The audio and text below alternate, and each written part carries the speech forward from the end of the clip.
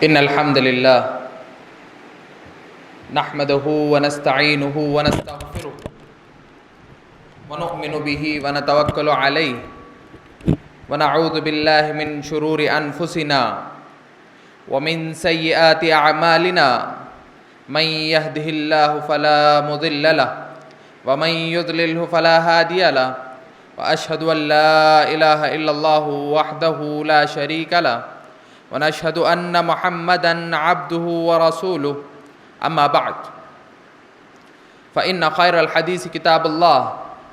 وخير الهدي هدي محمد صلى الله عليه وسلم وشر الأمور محدثاتها وكل محدثة بدعة وكل بدعة ضلالة وكل ضلالة في النار. يا أيها الناس اتقوا ربكم الذي خلقكم من نفس واحدة وخلق منها زوجها وبث منهما رجالا كثيرا ونساء واتقوا الله الذي تساءلون به والأرحام إن الله كان عليكم رقيبا. فأعوذ بالله السميع العليم من الشيطان الرجيم من حمزه ونفخه ونفسه. بسم الله الرحمن الرحيم. قاف والقرآن المجيد بل عجبوا أن جاءهم منذر منهم فقال الكافرون هذا شيء عجيب أإذا متنا وكنا ترابا ذلك رجع بعيد قد علمنا ما تنقص الأرض منهم وعندنا كتاب حفيظ بل كذبوا بالحق لما جاءهم فهم في أمر مريج أفلم ينظروا إلى السماء فوقهم كيف بنيناها وزيناها وما لها من فروج والأرض مددناها وألقينا فيها رواسي وأنبتنا فيها من كل زوج بهيج تبصرة وذكرى لكل عبد منيب ما نزلنا من السماء ماء مباركا فأنبتنا به جنات وحب الحصيد والنخل باسقات لها طلع نديد رزقا للعباد وأحيينا به بلدة ميتا كذلك الخروج كذبت قبلهم قوم نوح وأصحاب الرث وثمود وعاد وفرعون وإخوان لوط وأصحاب الأيكة وقوم تبع كل كذب الرسل فحق وعيد أفعينا بالخلق الأول بل هم في لبث من خلق جديد. وقال الله تبارك وتعالى في موضع آخر والسابقون الأولون من المهاجرين والأنصار والذين اتبعهم بإحسان رضي الله عنهم ورضوا عنه وأعد لهم جنات تجري من تحتها الأنهار ذلك الفوز العظيم. سورة التوبة آية نمبر 100. وقال النبي صلى الله عليه وسلم روى عن أبي هريرة رضي الله تعالى عنه قال النبي صلى الله عليه وسلم لا تصبوا أصحابي فوالذي نفسي بيده لو أن أحدكم أنفق مثل أحد ذهبا ما أدرك مدا أحد أو نصيفه. رواہ مسلم. تمام قسم کی تعریفیں، کبریائی، بڑائی، بزرگی صرف اور صرف اس اللہ وحدہ لا شریک کے لیے لائق و زیبا ہے جو اس روئے زمین کا خالق ہے، رازق ہے، مالک ہے. وہی ہے جس نے انبیاء علیہم السلام کو اس روئے زمین پر بھیجا اور لوگوں کو ان کے ذریعے ہدایت بخشی. وہی ہے جس نے محمد الرسول اللہ صلی اللہ علیہ وسلم کو اس امت محمدیہ کے لیے نبی بنا کر کے مبعوث فرمایا اور آنے والی تمام دنیا کے لیے آخری نبی بنا کر کے مبعوث فرمایا. بے شمار درود و سلام ہو تمام انبیاء علیہم السلام پر، خصوصاً میرے اور آپ کے نبی جناب محمد الرسول اللہ صلی اللہ علیہ وسلم پر. اور اسی لیے نبی کریم صلی اللہ علیہ وسلم نے کہا کہ بخیل ہے وہ شخص جس نے محمد الرسول اللہ محمد کا نام سنا اور صلی اللہ علیہ وسلم نہ کہا ہو. تو اللہ رب العالمین سے دعا ہے کہ اللہ رب العالمین ہم تمام کو جب کبھی محمد رسول اللہ صلی اللہ علیہ وسلم کا نام سنیں تو صلی اللہ علیہ وسلم کہنے کی توفیق بخشے۔ محترم حضرات، آج کے اس خطبہ جمعہ میں جس عنوان کو لے کر میں آپ تمام کے سامنے حاضر ہوا ہوں وہ ہے عظمت صحابہ۔ صحابہ رضی اللہ عنہم اجمعین کی عظمت کیا ہے اور شریعت اسلامیہ میں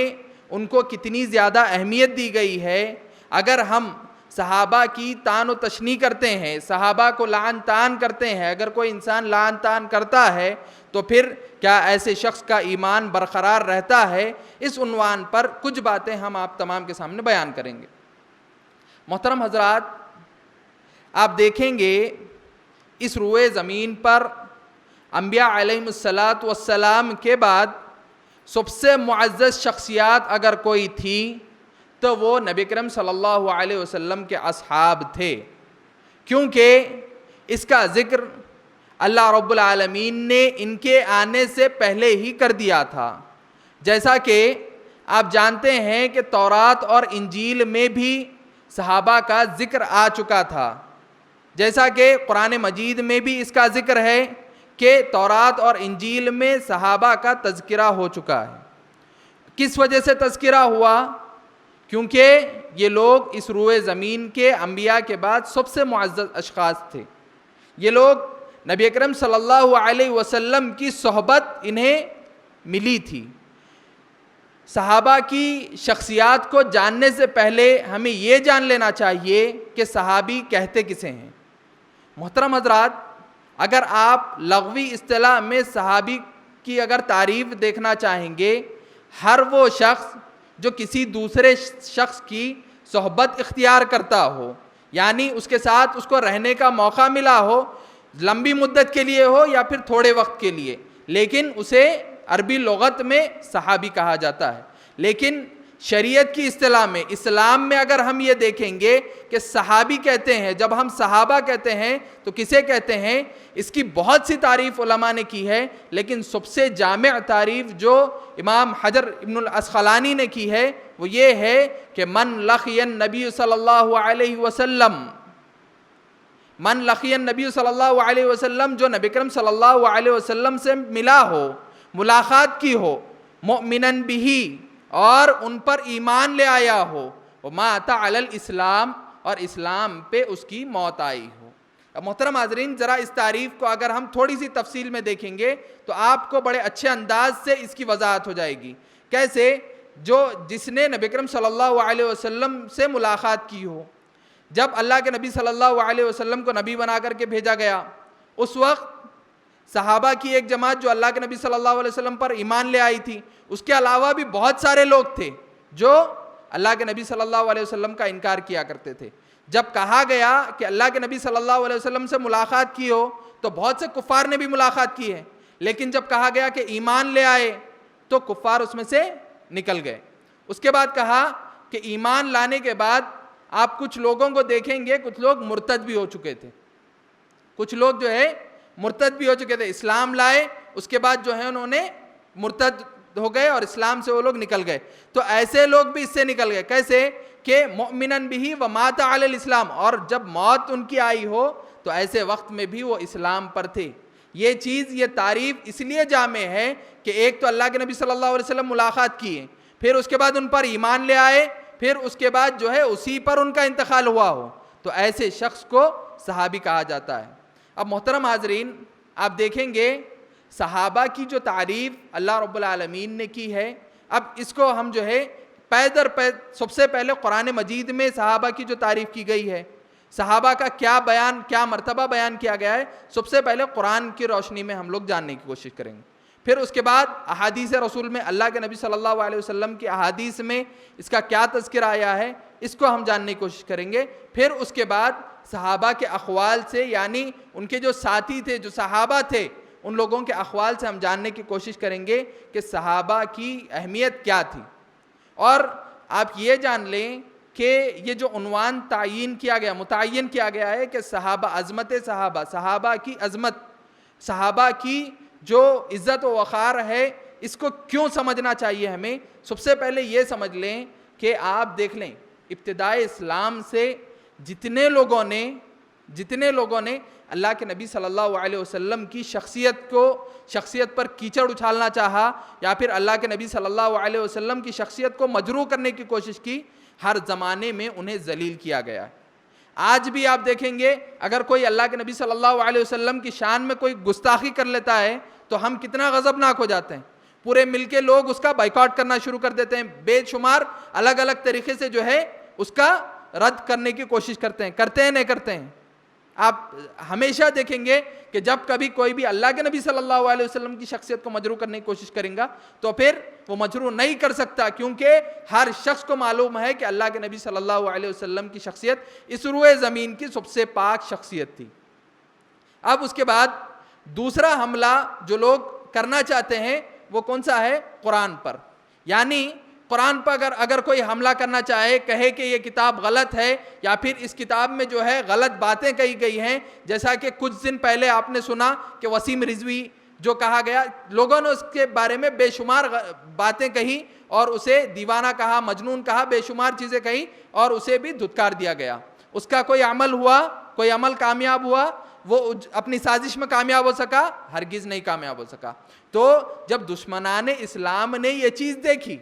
کہ اگر ہم اسلام کو بدنام کرنا چاہتے ہیں، قرآن کے ذریعے کرنا چاہیں گے تو ہم واپس آ جائیں گے، ہمیں کہیں پر بھی عزت نہیں ملے گی، ہمیشہ لوگ ہمیں برا بھلائی کہیں گے۔ قرآن سے کوشش کی، نہیں ہوا، اور قرآن مجید میں خود اللہ رب العالمین نے کفار کو چیلنج کرتے ہوئے کہا کہ اس جیسی ایک کتاب تو لا کے بتا لو، اگر ایک کتاب نہیں لا سکتے تو کم سے کم 10 آیتوں تو لا لو، 10 آیتیں بھی نہیں لا سکتے تو کم سے کم ایک آیت جو اس قرآن کے مثل ہو لا لو۔ نہیں لا سکے تو ایک کفار جب اس سے مجروح ہو گئے، اس سے ان کا کام نہیں چلا، تو انہوں نے کوشش کی اللہ کے نبی صلی اللہ علیہ وسلم کی شخصیت کو پامال کرنے کی، تو وہ بھی نہیں کر سکے۔ تو پھر انہوں نے سوچا کہ ہم صحابہ کی ذات پر اگر کیچڑ اچھال دیں گے، صحابہ کی ذات کو مجروح کر دیں گے، صحابہ کی ذات کو غلط قرار دے دیں گے تو پھر ہمارا کام آسان ہو جائے گا۔ اسی لیے ہمیشہ سے اہل السنہ کا یہ موقف رہا ہے کہ صحابہ کی جو شخصیات ہے اسے ہم بارہا لوگوں کے سامنے پیش کرتے ہیں تاکہ اللہ کے نبی صلی اللہ علیہ وسلم کی جو شخصیات تھیں، اللہ کے نبی صلی اللہ علیہ وسلم کے اصحاب کی جو شخصیات تھیں، اسے ہمیں جاننا چاہیے، ہمیں پڑھنا چاہیے کہ کس طرح انہوں نے دین اسلام کو سمجھا اور اس پر کس طرح عمل کیا، اسی لیے کہ تاکہ اسلام کو محفوظ رکھ سکیں۔ اسلام کو اگر آپ کو سمجھنا ہے تو پھر آپ کو صحابہ کی شخصیات کو سمجھنا ضروری ہے، کیونکہ اللہ کے نبی صلی اللہ علیہ وسلم سے قرآن مجید کو سننے والے کون؟ صحابہ کرام۔ اللہ کے نبی صلی اللہ علیہ وسلم سے احادیث کو سننے والے کون؟ صحابہ کرام۔ اگر ہم یہ کہہ دیں گے، مثال کے طور پر نعوذ باللہ اگر ہم یہ کہہ دیں گے کہ ابو ہریرہ رضی اللہ تعالی عنہ جو ہیں جھوٹے ہیں، نعوذ باللہ اگر ہم یہ کہہ دیں گے کہ ابو ہریرہ رضی اللہ تعالیٰ عنہ جو ہیں وہ صحیح بات نہیں کہا کرتے تھے، تو جتنی ابو ہریرہ رضی اللہ تعالیٰ عنہ سے احادیث ہیں تمام کی تمام احادیثیں رد ہو جائیں گی۔ اسی لیے آپ دیکھیں گے جو اعدائے اسلام ہیں، جو دشمنان اسلام ہیں، سب سے زیادہ جو حملہ کرنے کی کوشش کرتے ہیں وہ صحابہ کی شخصیات پر حملہ کرنے کی کوشش کرتے ہیں، تاکہ صحابہ کی شخصیات کو جب ہم مجروح کر دیں گے، صحابہ کی شخصیات کو جب ہم غلط قرار دے دیں گے اور انہیں دین اسلام سے خارج کر دیں گے تو دین اسلام کا ایک بڑا حصہ اس سے نکل جائے گا، دین اسلام کا ایک بڑا حصہ نکل جائے گا۔ مثال کے طور پر اگر مجھے یقین ہو جائے کہ ابو ہریرہ رضی اللہ تعالیٰ عنہ کی ایک حدیث بھی مجھے نہیں لینی ہے تو پھر کتنی احادیث ایسی ہوں گی جو ابو ہریرہ سے آئی ہوں گی، جو دین اسلام کا حصہ ہوں گی، لیکن وہ نکل جائیں گی۔ لیکن اللہ رب العالمین نے اس دین کی حفاظت کا ذمہ لیا ہے، یہ یقین رکھیں، یہ جان لیں کہ قیامت کے سورج کے طلوع ہونے تک یہ مجروح ہو ہی نہیں سکتے، صحابہ کی شخصیات مجروح ہو ہی نہیں سکتی، کیونکہ اللہ رب العالمین نے خود ان سے رضامندی کی جو ہے بات کہی ہے۔ تو محترم حاضرین، سب سے پہلے ہم قرآن مجید کی سورہ توبہ کی آیت نمبر 100 سے اس چیز کا دیکھیں گے کہ اللہ رب العالمین نے صحابہ کی تعریف کلام مجید میں کس طرح کی۔ اللہ رب العالمین کہتا ہے وَالسَّابِقُونَ الْأَوَّلُونَ مِنَ الْمُحَاجِرِينَ وَالْأَنصَارِ، وَالسَّابِقُونَ الْأَوَّلُونَ مِنَ الْمُحَاجِرِينَ وَالْأَنصَارِ، مہاجرین اور انصار میں سے وہ لوگ جو ایمان لانے میں، اسلام لانے میں، اللہ کے نبی صلی اللہ علیہ وسلم کی اتباع کرنے میں سب سے پہل کیے، ان لوگوں کے بارے میں اللہ رب العالمین کہہ رہا ہے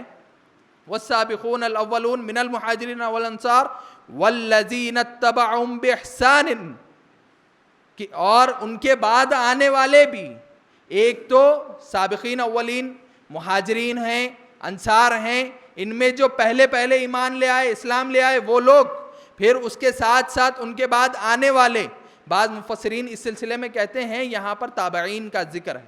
تابعین یعنی صحابہ کے بعد وہ لوگ جنہوں نے اللہ کے نبی صلی اللہ علیہ وسلم کو تو نہیں دیکھا، لیکن صحابہ کو انہوں نے دیکھا، صحابہ سے علم لیا، صحابہ سے جو ہے دین اسلام کی تعلیمات سیکھی، ان لوگوں کے بارے میں یہاں پر ذکر کیا جا رہا ہے. بعض مفسرین اس بات کو کہتے ہیں، اور بعض لوگ کہتے ہیں کہ اس میں ان لوگوں کا ذکر ہے جو قیامت تک صحابہ کی اتباع کریں گے. صحابہ جس طرح ایمان لے آئے تھے، انہوں نے جس طرح اللہ کے نبی صلی اللہ علیہ وسلم کی اتباع کی تھی، اگر ان کی طرح قیامت تک آنے والے اگر لوگ ایمان لے کر آئیں گے تو پھر اللہ رب العالمین یہاں کہہ رہا ہے کہ رضی اللہ عنہم ورضوا عنہ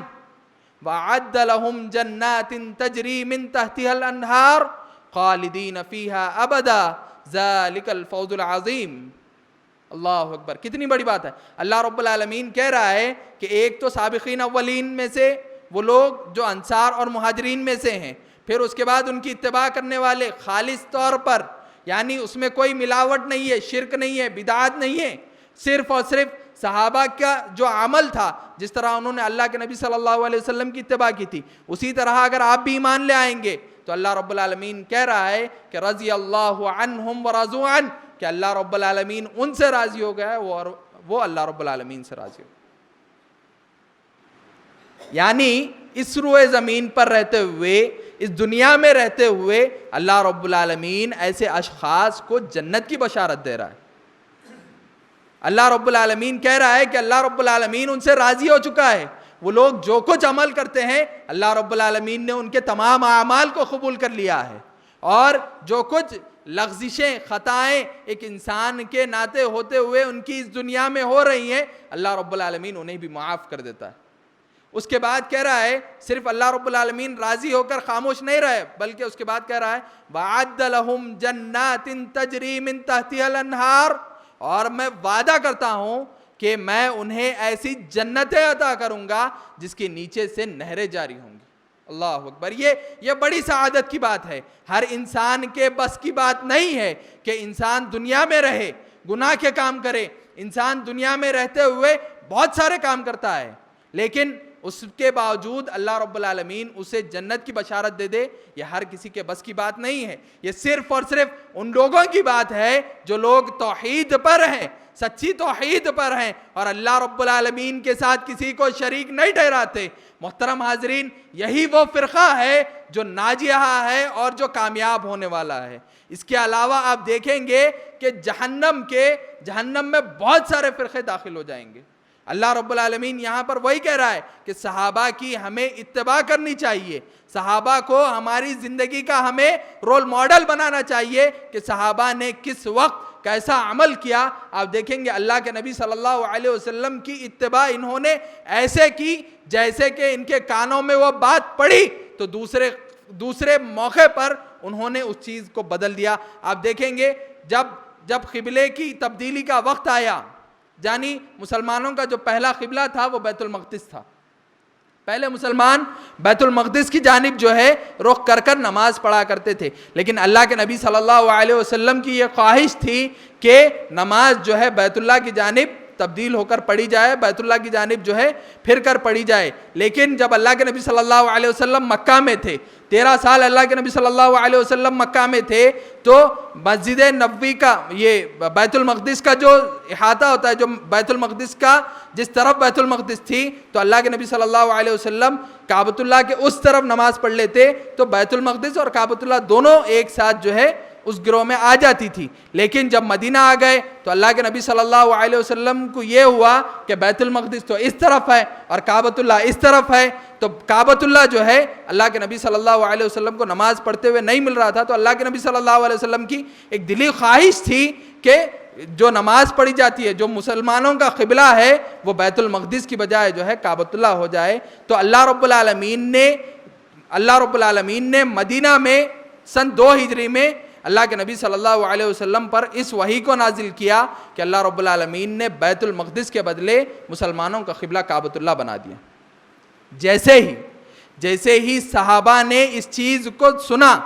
صحابہ اکرام عصر کی نماز پڑھ رہے تھے، نماز میں بالفور انہوں نے جو ہے اپنے رخ کو تبدیل کر لیا. یعنی صحابہ اکرام اللہ کے نبی صلی اللہ علیہ وسلم سے کوئی بات سن لیتے تو ایسے اتباع کر لیتے جیسے وہ لوگ پہلے سے یہ عمل کر رہے ہوں. اتنا جلدی وہ لوگ جو ہے اللہ کے نبی صلی اللہ علیہ وسلم کی اتباع کیا کرتے تھے. تو محترم حاضرین، اللہ رب العالمین اسی کا ذکر کرتے ہوئے کہتا ہے کہ رضی اللہ عنہم ورضوا عنہ وعد لہم جنات تجری من تحتها الانہار، کہ میں وعدہ کرتا ہوں کہ انہیں ایسی جنتیں عطا کروں گا جس کے نیچے سے نہریں جاری ہوں گی. اس کے بعد اللہ رب العالمین کہتا ہے کہ خالدین فیہا ابدا، وہ لوگ ایسا نہیں ہے کہ کچھ دن اس میں رہیں گے اور پھر اس کے بعد نکال دیے جائیں گے. جیسے ہماری یہ دنیاوی زندگی ہے، یہ زندگی ہم یہاں پر کچھ دن رہتے ہیں پھر اس کے بعد ہمیں یہاں سے چلے جانا ہے، تو ایسی نہیں ہوگی، بلکہ خالدین فیہا ابدا، وہ لوگ ہمیشہ اس میں رہیں گے. ذالک الفوز العظیم، اور یہی سب سے بڑی کامیابی ہے. تو محترم حاضرین، ذرا دیکھیں کہ کس طرح اللہ رب العالمین نے یہاں پر صحابہ کے ایمان کو ہمارے ایمان کے لیے معیار بنایا. یعنی جس طرح صحابہ نے اتباع کی تمہیں اس طرح اتباع کرنا ہے، جس طرح صحابہ ایمان لے آئے تمہیں اس طرح ایمان لے آنا ہے. اسی وقت تم لوگ جو ہے اللہ رب العالمین کے راہ میں کامیاب ہو سکتے ہو. اللہ کے نزدیک تم لوگ اسی وقت کامیاب ہو سکتے ہو جس وقت تم نے صحابہ کی اسی طرح اتباع کی جس طرح صحابہ نے اللہ کے نبی صلی اللہ علیہ وسلم کی اتباع کی. حقیقت میں ہم اللہ کے نبی صلی اللہ علیہ وسلم ہی کی اتباع کر رہے ہیں، لیکن اللہ رب العالمین نے صحابہ کو ہمارے لیے ایک نقش قدم بنایا ہے کہ ہم ان کے طرح اگر ایمان لے آئیں گے تو یقیناً ہم بھی کامیاب ہو جائیں گے. اسی طرح دوسری جگہ اللہ رب العالمین سورۃ الفتح میں آیت نمبر 18 میں فرماتا ہے کہ آپ دیکھیں گے صحابہ کے بارے میں اللہ رب العالمین کہتا ہے لَقَدْ رَضِيَ اللَّهُ عَنِ الْمُؤْمِنِينَ إِذْ يُبَايِعُونَكَ تَحْتَ الشَّجَرَةِ، بے شک اللہ رب العالمین مومنوں سے راضی ہو چکا ہے. لَقَدْ يُبَايِعُونَكَ تَحْتَ الشَّجَرَةِ، کہ مومنوں سے اللہ رب العالمین راضی ہو چکا ہے جھاڑ کے نیچے جب وہ لوگ بیعت کر رہے تھے. تو یہ واقعہ کیا ہے کہ جب اللہ کے نبی صلی اللہ علیہ وسلم حج کی غرض سے مدینہ سے نکلے سن 7 ہجری میں، تو مکہ والوں نے اللہ کے نبی صلی اللہ علیہ وسلم کو حج کرنے سے روک دیا. صلح حدیبیہ کے موقع پر اللہ کے نبی صلی اللہ علیہ وسلم کو مکہ والوں نے حج کرنے سے روک دیا. تو اللہ کے نبی صلی اللہ علیہ وسلم نے عثمان ابن عفان رضی اللہ تعالی عنہ کو اپنا سفیر بنا کر کے مکہ میں بھیجا. جب مکہ میں بھیجا تو بعض لوگوں نے وہاں پر یہ افواہ اٹھا دی کہ عثمان ابن عفان کو قتل کر دیا گیا. اور اس زمانے میں سفیر کا مطلب یہ ہوتا، اگر کوئی سفیر کو امان ہوتا تھا کہ جو سفیر کو بھیجا جا رہا ہے آپ اسے قتل نہیں کریں گے. یہ تمام دنیا میں لوگوں کا، ہر جو ملک کا یہ ہوتا تھا، ان کا معاہدہ ہوا کرتا تھا، اگر کوئی دوسرے علاقے کا اگر کوئی سفیر آتا ہے تو پھر آپ اسے قتل نہیں کریں گے، اسے امان دیں گے اور اسے ہر قسم کی آرائش آرام سے آپ جو ہے اسے الوداع کریں گے. اگر آپ کو گرچہ اس کی بات ماننی نہ ہو لیکن آپ اسے قتل نہیں کر سکتے تھے. لیکن جب مکہ والوں کے پاس اللہ کے نبی صلی اللہ علیہ وسلم نے عثمان بن عفان کو بھیجا اور انہوں نے یہ افواہ اٹھا دی کہ عثمان بن عفان رضی اللہ تعالیٰ عنہ کو قتل کر دیا گیا ہے، تو کچھ صحابہ اکرام اللہ کے نبی صلی اللہ علیہ وسلم کے ساتھ جو آئے تھے ان لوگوں نے ایک جھاڑ کے نیچے ایک بیعت لی جسے بیعت رضوان کہا جاتا ہے، جس میں یہ تھا کہ وہ لوگ جنگ کی غرض سے نہیں آئے تھے بلکہ حج کرنے کی غرض سے آئے تھے. ان کے پاس معقول قسم کے ہتھیار بھی نہیں تھے. یعنی اگر کوئی انسان جنگ لڑنے جا رہا ہے تو اس کے پاس ہتھیار ہونے چاہیے نا، بہت سارے ہتھیار ہوں گے تبھی وہ جنگ لڑیں گا نا. تو پھر لیکن ان کے پاس ہتھیار نہیں تھے، لیکن اس کے باوجود بھی انہوں نے جب اللہ کے نبی صلی اللہ علیہ وسلم نے کہا کہ ہمیں ان کفار کے ساتھ، مکہ کے کفار کے ساتھ جو ہے ہمیں جنگ لڑنا ہے، تو تمام صحابہ کرام جو وہاں پر موجود تھے انہوں نے اللہ کے نبی صلی اللہ علیہ وسلم کے ہاتھ پر بیعت کی. اور اللہ کے نبی صلی اللہ علیہ وسلم نے اپنا بایاں ہاتھ تھا عثمان بن عفان کی جانب سے رکھا تھا اور کہا تھا کہ ہم کفار سے یہاں پر جنگ کریں گے اگر انہوں نے عثمان بن عفان کو قتل کر دیا ہے. لیکن اس کے بعد جب کفار کو اس بات کا علم ہوا تو انہوں نے عثمان بن عفان کو بڑے ہی امن کے ساتھ چھوڑ دیا، اور اس کے بعد جو ہے صلح حدیبیہ پیش آئی، اور اسی سال جو ہے اللہ کے نبی صلی اللہ علیہ وسلم کو ایک بڑی فتح نصیب ہوئی۔ یہ اللہ کے نبی صلی اللہ علیہ وسلم کا ایک اعجاز تھا جو اللہ کے نبی صلی اللہ علیہ وسلم اور صحابہ اکرام نے جھاڑ کے نیچے جو بیعت لی تھی، یہ اللہ رب العالمین نے اس کا ذکر جو ہے قرآن مجید میں سورۃ الفتح میں کہا کہ بیعت رضوان یہ ایسی بیعت تھی کہ اللہ رب العالمین نے ان کے دلوں سے موت کا خوف نکال دیا تھا، اور سکینت جو ہے ان کے دل میں اللہ رب العالمین نے نازل کر دی تھی، اور ان کے دل میں صبر اور اطمینان آ گیا تھا۔ ان کے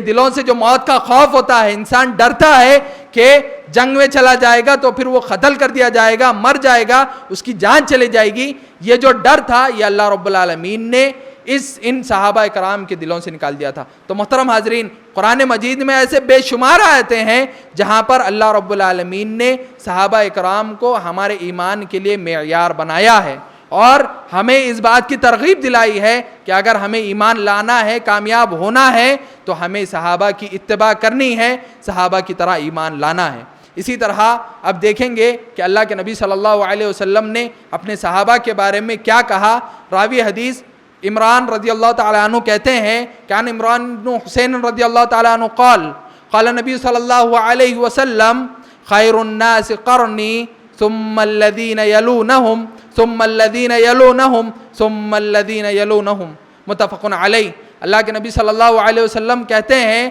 عمران بن حسین راوی حدیث ہیں، اللہ کے نبی صلی اللہ علیہ وسلم نے کہا کہ خیر الناس قرنی، سب سے بہترین لوگ اس روئے زمین کے اگر کوئی ہیں تو وہ میرے زمانے کے لوگ ہیں۔ خیر الناس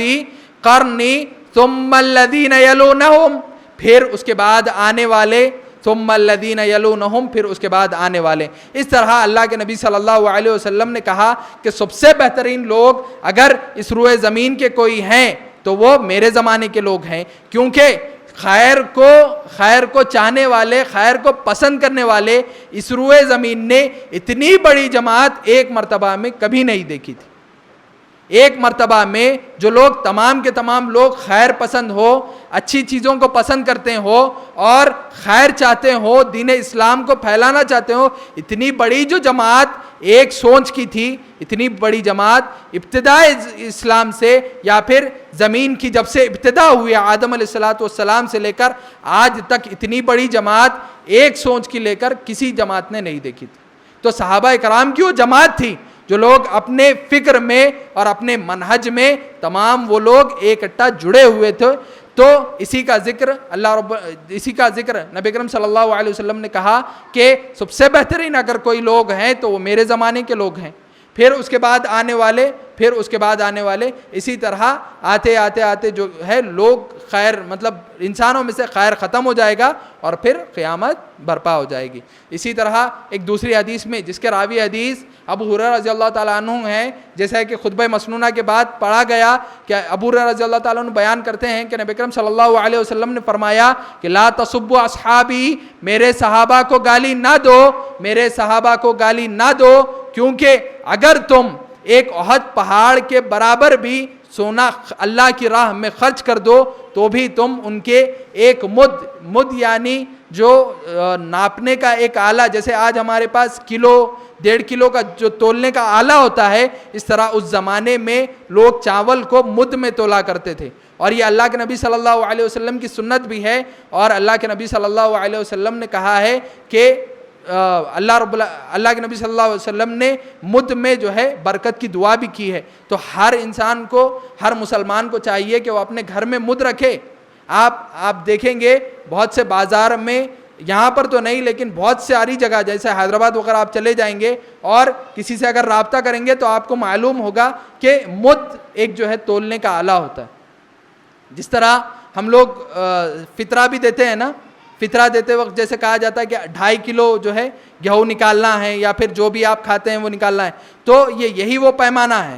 مد کے ذریعے ہی جو ہے اس کا کیلکولیشن کیا جاتا ہے۔ تو یہ مد آپ دیکھیں گے، اور اللہ کے نبی صلی اللہ علیہ وسلم نے جو مدینے کا مد ہے اس میں اللہ کے نبی صلی اللہ علیہ وسلم نے برکت کی دعا کی ہے. تو ہر شخص کو چاہیے کہ وہ اپنے گھر میں مد رکھے، اور جو بھی چاول ہو یا پھر گیہوں ہو یا پھر جو آٹا ہے وہ مد کے ذریعے تولے اور استعمال کرے، تو اس کے ذریعے جو ہے اپنے گھر میں وہ برکت بھی لا سکتا ہے. تو محترم حاضرین، بہرحال میں اپنے موضوع کی طرف آتا ہوں. اللہ کے نبی صلی اللہ علیہ وسلم نے کہا تھا کہ میرے صحابہ کو گالی نہ دو، کیونکہ اگر تم ایک احد پہاڑ کے برابر بھی آج سونا خرچ کر دو گے اللہ کی راہ میں کہ یہ میں اللہ کی راہ میں خرچ کر رہا ہوں، تو پھر صحابہ نے جو ایک مد اس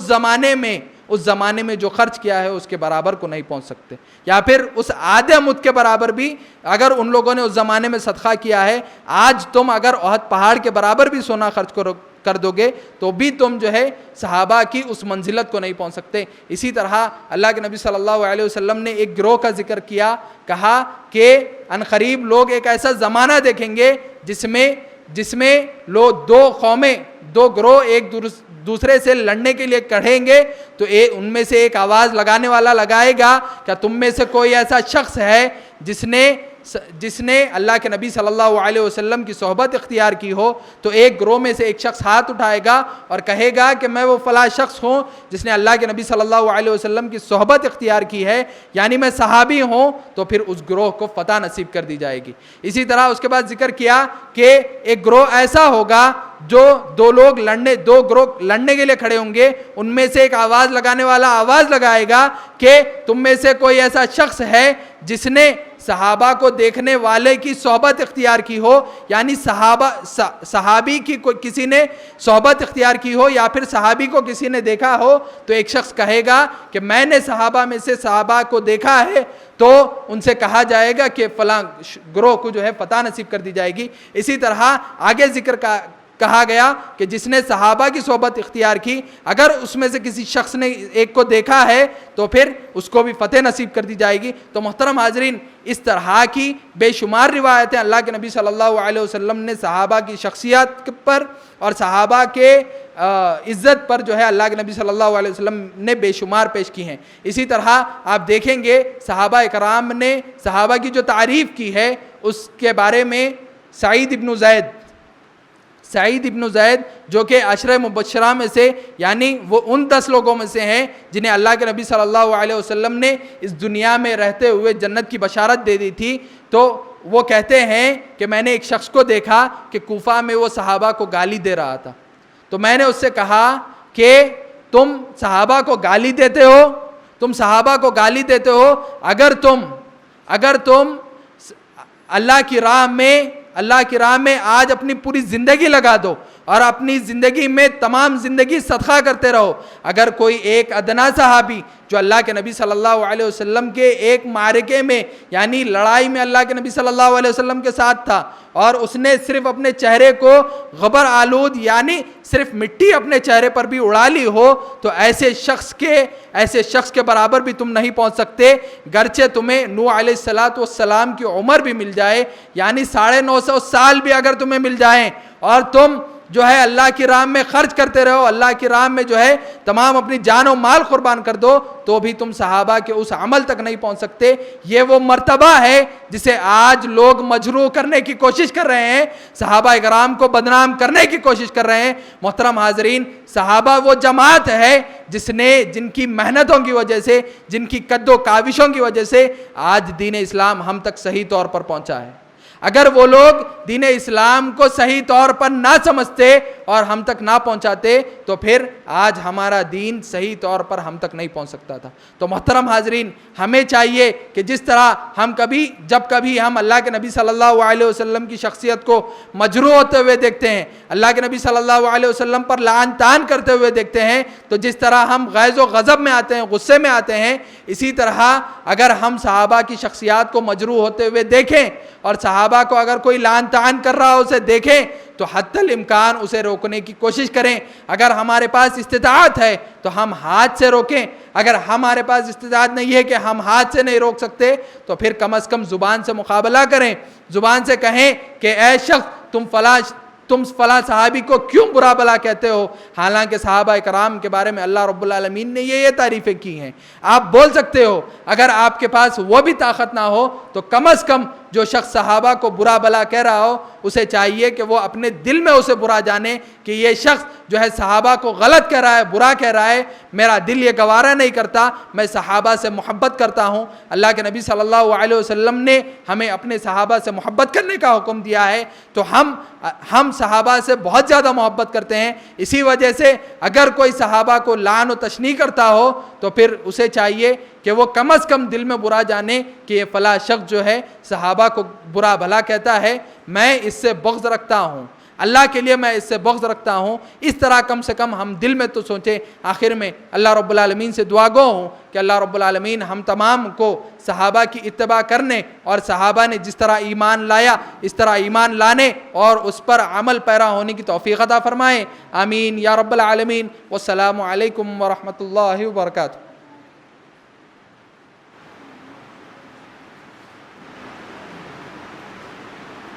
ان الحمد للہ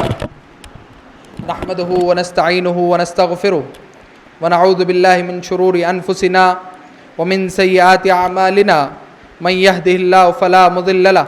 ومن يضلل فلا هادي له واشهد ان لا اله الا الله وحده لا شريك له واشهد ان محمدا عبده ورسوله اما بعد فإن خير الحديث كتاب الله وخير الهدي هدي محمد صلى الله عليه وسلم وشر الأمور محدثاتها وكل محدثة بدعة وكل بدعة ضلالة وكل ضلالة في النار۔ محترم حاضرین، جیسا کہ آپ جانتے ہیں کہ آج کا جو دن ہے وہ جمعہ کا دن ہے، اور جمعہ کے دن کی کچھ خصوصیتیں ہیں، کچھ فضیلتیں ہیں جو اللہ کے نبی صلی اللہ علیہ وسلم نے ہمیں بتائی ہیں،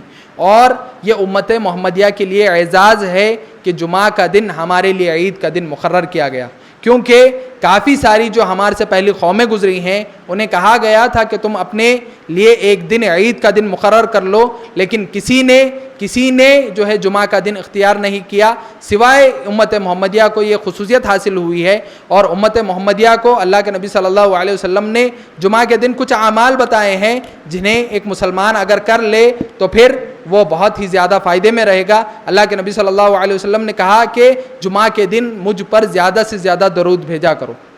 یعنی مجھ پر زیادہ سے زیادہ درود بھیجا کرو۔ یہ اللہ کے نبی صلی اللہ علیہ وسلم نے ہمیں ترغیب دلائی ہے، کہا ہے کہ جمعہ کے دن اللہ کے نبی صلی اللہ علیہ وسلم پر زیادہ سے زیادہ درود بھیجیں۔ اسی طرح ایک دوسرا عمل سورۃ الکہف کی تلاوت کا اللہ کے نبی صلی اللہ علیہ وسلم نے بتایا، کہا کہ اگر کوئی شخص سورۃ الکہف کی تلاوت اس جمعہ کر لیتا ہے تو پھر آنے والی جمعہ تک جو ہے اس کے زندگی میں جو ہے اللہ رب العالمین نور کو بھر دیتا ہے۔ اسی طرح اللہ کے نبی صلی اللہ علیہ وسلم نے کہا کہ اگر کوئی سورۃ الکہف کے ابتدائی یا آخری 10 آیتیں یاد کر لیتا ہے اور اسے مسلسل پڑھتے رہتا ہے تو پھر ایسا شخص جو ہے دجال کا جو فتنہ ہے اس سے بھی محفوظ رہتا ہے۔ تو محترم حاضرین، یہ دجال کا جو فتنہ ہے یہ بہت ہی اہم ہے، سنگین ہے، تو ہمیں چاہیے کہ ہم کوشش کریں اور سورۃ الکہف کی جو ابتدائی آیتیں ہیں ہم اسے یاد کریں۔ اسی طرح ایک جمعہ کی ایک بہت اہم فضیلت یہ بھی بتائی اللہ کے نبی صلی اللہ علیہ وسلم نے کہ امام کے ممبر پر چڑھنے سے پہلے جو ہے عام لوگوں کو مسجد میں داخل ہو جانا چاہیے، کیونکہ جو فرشتے ہوتے ہیں جیسے امام ممبر پر چڑھ جاتا ہے تو پھر فرشتے جو ہے جمعہ کا جو رجسٹر ہوتا ہے اسے بند کر دیتے ہیں اور آ کر وہ بھی خطبہ سننے کے لیے بیٹھ جاتے ہیں۔ تو جمعہ کا خطبہ شروع ہونے سے پہلے جو ہے تمام لوگ مسجد میں حاضر ہونے کی کوشش کریں، کیونکہ یہ جمعہ کی جو 2 رکعتیں رکھی گئی ہیں، اصل میں ظہر کی کتنی رکعتیں ہیں؟ 4 رکعتیں ہیں، لیکن جمعہ کے دن جو ہے 2 رکعتیں رکھی گئی ہیں، جمعہ کی 2 رکعتیں، اور پہلے کی جو 2 رکعتیں ہیں وہ اس خطبے میں ہیں۔ تو محترم حاضرین، ہمیں چاہیے کہ ہم کوشش کریں کہ جمعہ کے خطبے میں پہلے وقت میں اول وقت میں آنے کی کوشش کریں، کم از کم جو ہے ہم امام کے ممبر پر چڑھنے سے پہلے آنے کی کوشش کریں۔ آخر میں اللہ رب العالمین سے دعا گو کہ اللہ رب العالمین ہم تمام کو سننے سے زیادہ عمل کی توفیق عطا فرمائیں۔ اللهم صل على محمد وعلى آل محمد كما صليت على إبراهيم وعلى آل إبراهيم إنك حميد مجيد اللهم بارك على محمد وعلى آل محمد كما باركت على إبراهيم وعلى آل إبراهيم إنك حميد مجيد عباد الله رحمني ورحمكم الله إن الله يأمركم بالعدل والإحسان وإيتاء ذي القربى وينهى عن الفحشاء والمنكر والبغي يعظكم لعلكم تذكرون اذكروا الله يذكركم وادعوه يستجب لكم ولذكر الله تعالى أولى أجل وأكبر وأتم قم للصلاة.